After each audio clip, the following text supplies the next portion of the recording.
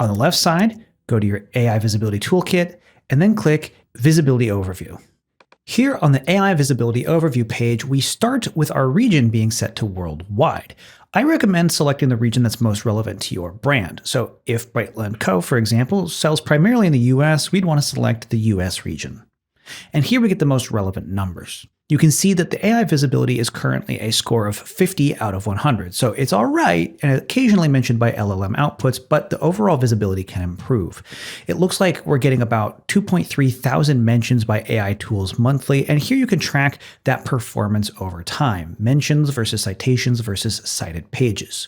If you scroll down, you can see the overall number of mentions by country. The US dominates the number of mentions here, which is exactly why that worldwide region was so low for it. And on the left side, you can see distribution by LLM. So here we can see that ChatGPT hardly ever mentions Brightland, but the Google AI Overview is doing a lot of mentioning, so they're doing most of the heavy lifting. We can also toggle to see which LLM is citing Brightland's pages the most. This is useful to know because it tells you where to focus your efforts. If I was Brightland's marketing manager, I would focus my attention mostly on getting ChatGPT and Gemini to mention Brightland more.